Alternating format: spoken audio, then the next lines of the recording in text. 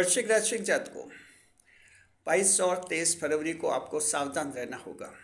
जी देखिए, सावधान रहेंगे तो कोई दिक्कत नहीं। अगर सावधान नहीं रहेंगे और कुछ गलती कर देंगे तो आपको भारी नुकसान भी हो सकता है। इस वीडियो को हम बताएंगे क्या सावधानी रखनी है आपको, क्या उपाय करने और कैसे 22 और 23 फरवरी को अपने फेवर में बनाना है। जी कारण क्या रहेगा, पहले कारण समझिए। दरअसल चंद्रमा जो हैं मेष राशि में रहेंगे और मेष राशि आपके छठा भाव बनती है, शत्रु का भाव। और चंद्रमा शत्रु के भाव में जब होते हैं तो इंसान के जिंदगी में काफ़ी परेशानियां पैदा करते हैं। हम आपको अभी बता रहे हैं। स्वागत है आप सभी का हमारे YouTube channel JR astrology 12.x में। देखिए जो हैं आपके चंद्रमा रहेंगे मेष राशि में रहेंगे और छठा भाव है 22 और 23 फरवरी 2 दिन तक छठे भाव में रहेंगे। छठा भाव रोग ऋण रिपु का भाव कहलाता है। ये छठा भाव जी कालपुरुष कुंडली में। तो क्या सावधानियां रखनी है आप पहले समझ लीजिए, उसके बाद हम चंद्रमा का भी दृष्टिफल भी बताएंगे। दृष्टिफल बहुत ही अच्छा रहता है जी। छठे भाव में चंद्रमा ऐसा नहीं कि कोई सारा नुकसान ही कराते, कई सारे फायदे भी कराते हैं। वो भी हम इस वीडियो में बताएंगे कि इन 2 दिन में कई फायदे भी होंगे। अंत में आपको उपाय बताएंगे। शुरुआत करें छठे भाव के फल से। देखिए कि सबसे पहला ध्यान आपको ये रखना, पहली सावधानी आपको ये रखनी है, शत्रु से हानि का योग बनेगा। शत्रु जी देखिए, खुले शत्रु भी होते हैं, गुप्त शत्रु भी होते हैं।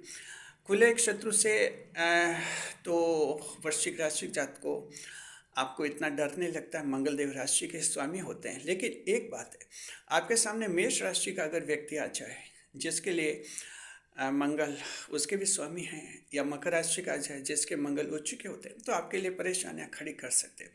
यानी खुले शत्रु भी आपको परेशान कर सकते हैं और गुप्त शत्रु भी आपका बनता हुआ काम बिगाड़ सकते हैं।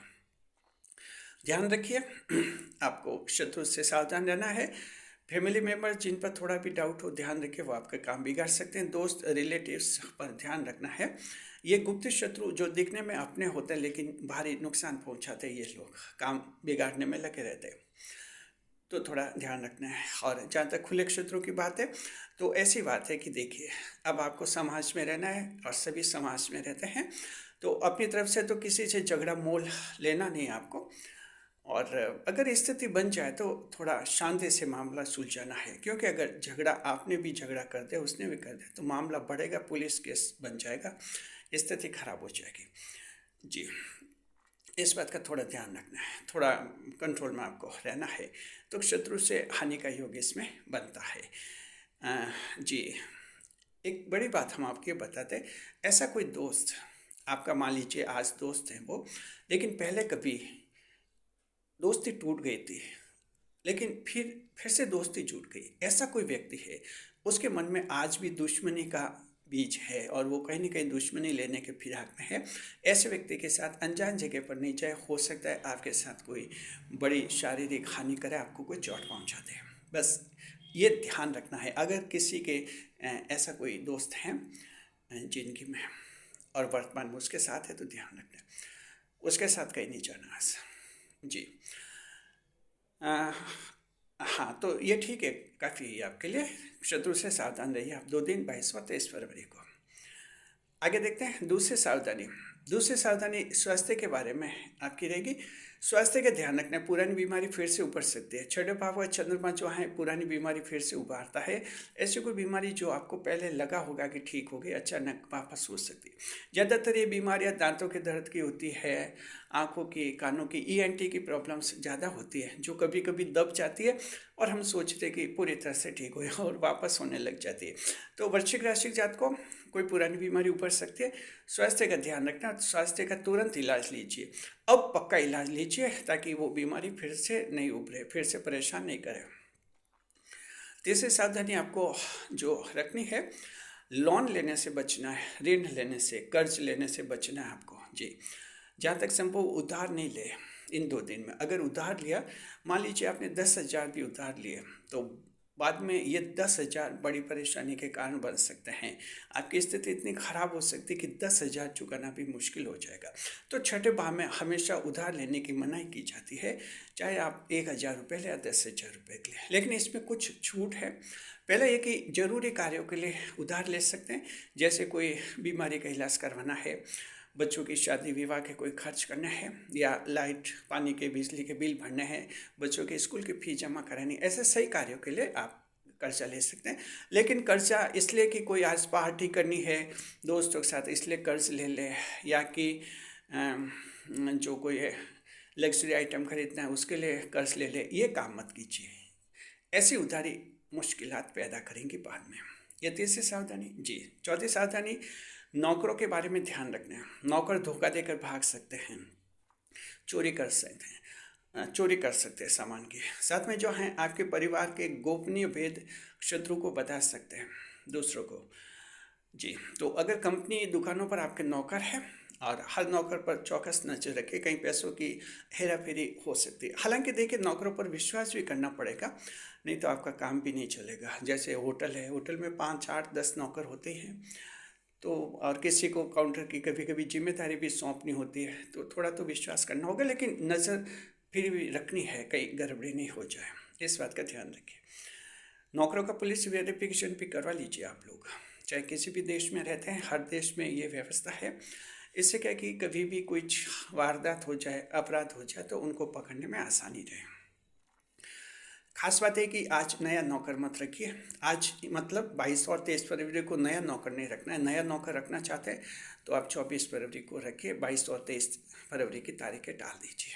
जी, ये आपको चौथी सावधानी रखनी होगी। जी, और पांचवी सावधानी यह है कि कुछ दिमागी टेंशन, अनजाना भय रह सकता है, हिडन भय रह सकता है। कोई ब्लैकमेल कर रहा तो उसका टेंशन कुछ ज़्यादा बढ़ रहा है।